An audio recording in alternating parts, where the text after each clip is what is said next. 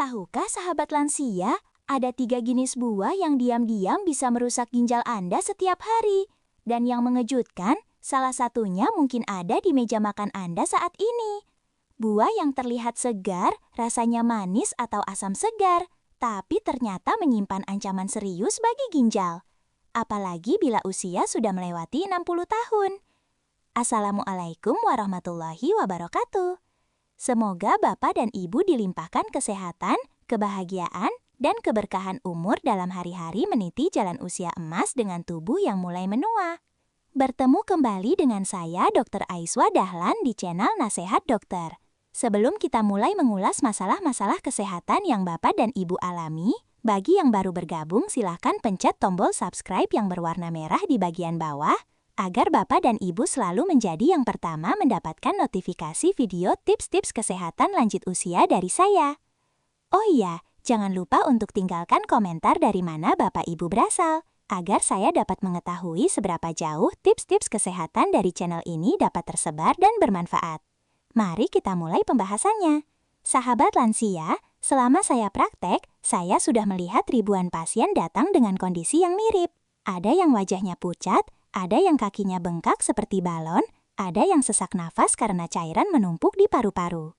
Ketika ditelusuri lebih dalam, ternyata bukan hanya faktor usia atau penyakit kronis yang menyebabkan hal itu, tapi juga makanan sehari-hari, termasuk buah yang dianggap aman. Inilah yang sering jadi masalah.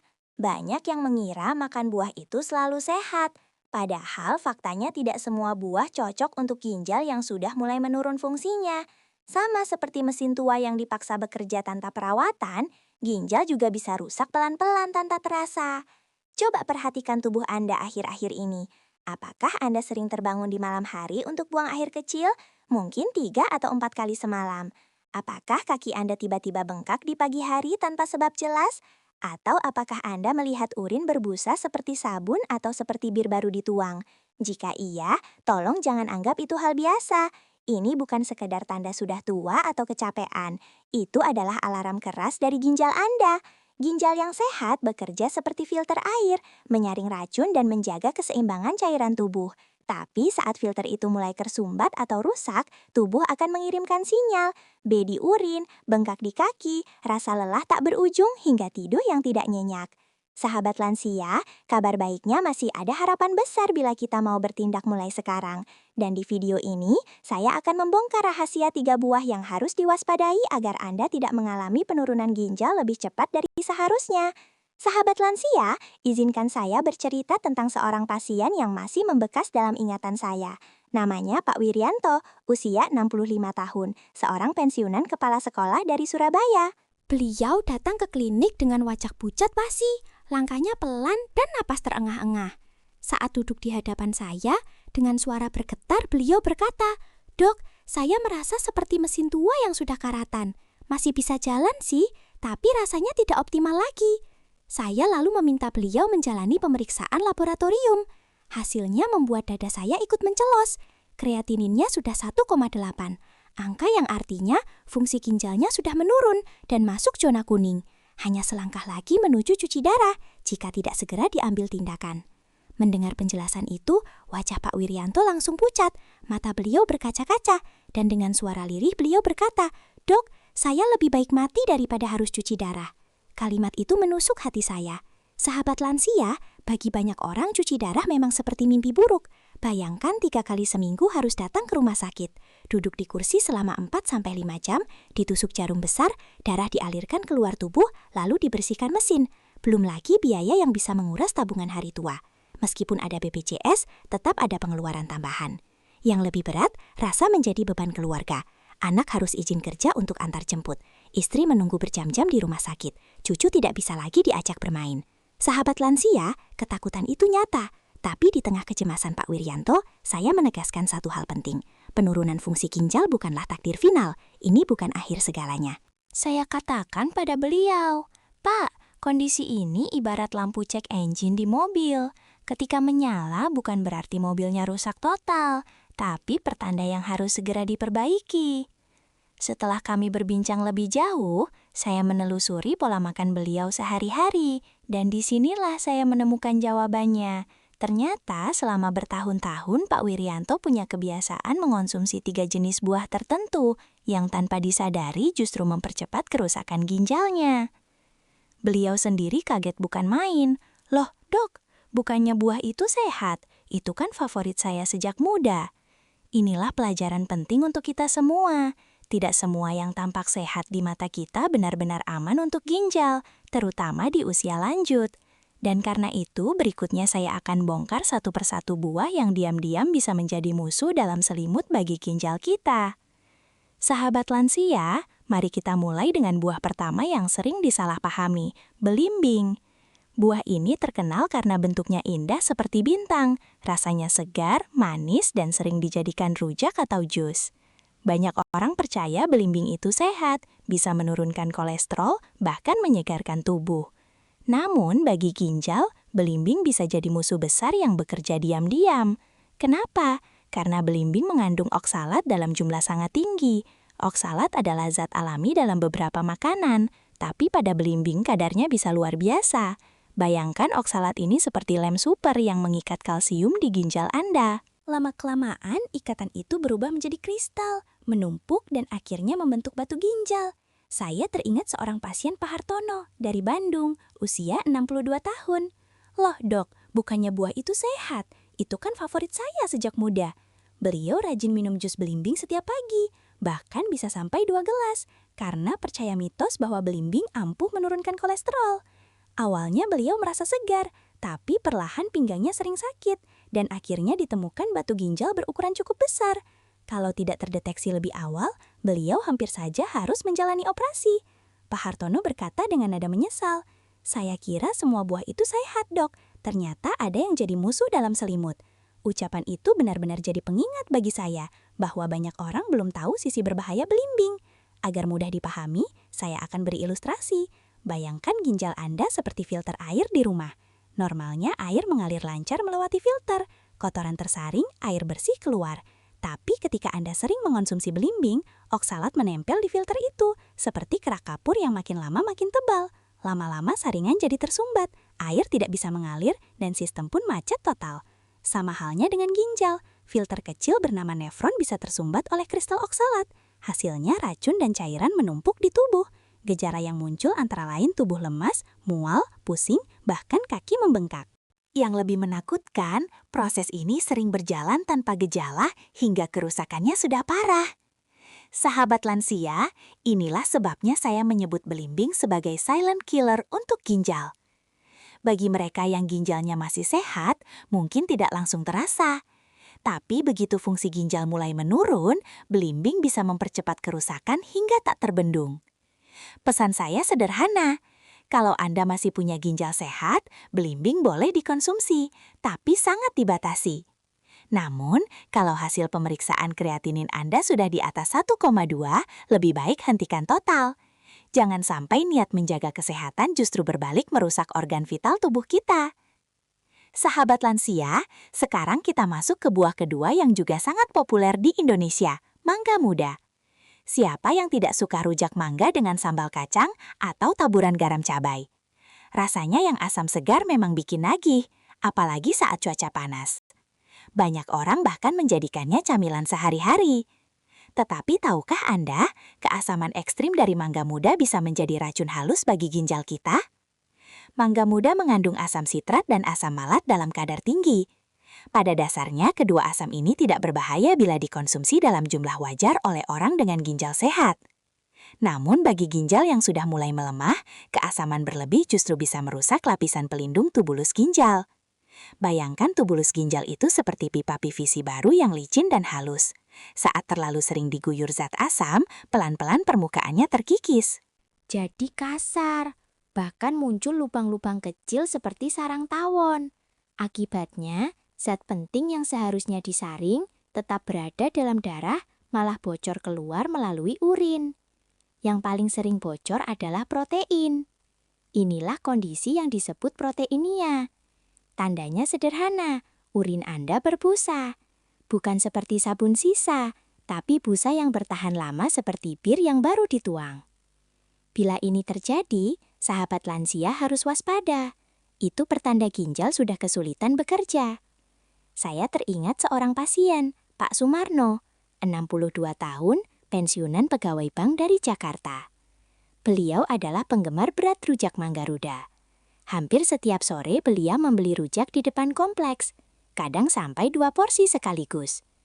Saat hasil laboratorium keluar, saya benar-benar prihatin.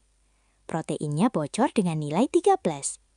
Pak Sumarno kaget bukan main.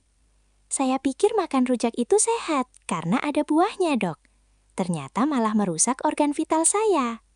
Sahabat lansia, saya tahu godaan mangga muda itu besar. Rasanya memang segar, apalagi dinikmati bersama teman atau keluarga. Tetapi ingat, apa yang terasa nikmat sesaat bisa membawa penderitaan panjang. Begitu ginjal bocor, proteinnya tidak bisa kembali lagi. Lama-kelamaan tubuh akan kekurangan protein, menyebabkan badan membengkak, daya tahan tubuh melemah, bahkan resiko infeksi meningkat. Itulah mengapa saya selalu mengingatkan, hindari mangga muda bila fungsi ginjal sudah menurun. Jika kreatinin Anda sudah di atas 1,5, sebaiknya stop total.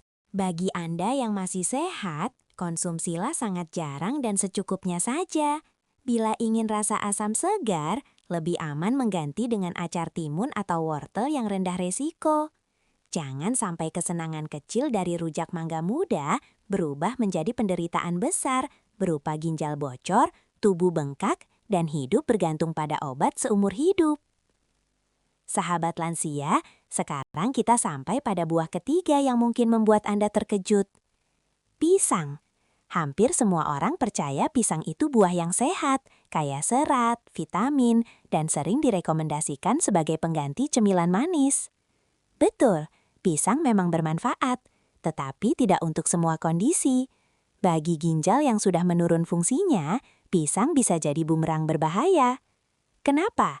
Karena pisang kaya akan kalium, potasium.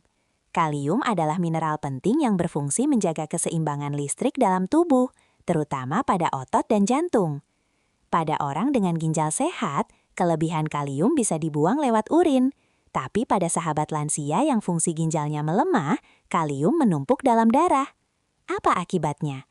Kadar kalium yang terlalu tinggi bisa mengganggu irama listrik jantung. Jantung bisa berdetak tidak teratur, berdebar kencang, dada terasa sesak, bahkan tiba-tiba berhenti mendadak.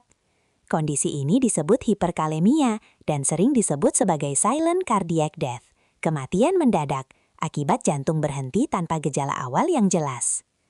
Saya teringat pasien saya, Pak Jatmelo, 64 tahun, penderita diabetes. Karena ingin lebih sehat, beliau mencoba mengganti nasi dengan 4-5 buah pisang setiap hari. Beliau yakin pisang bisa membantu mengontrol gula darah.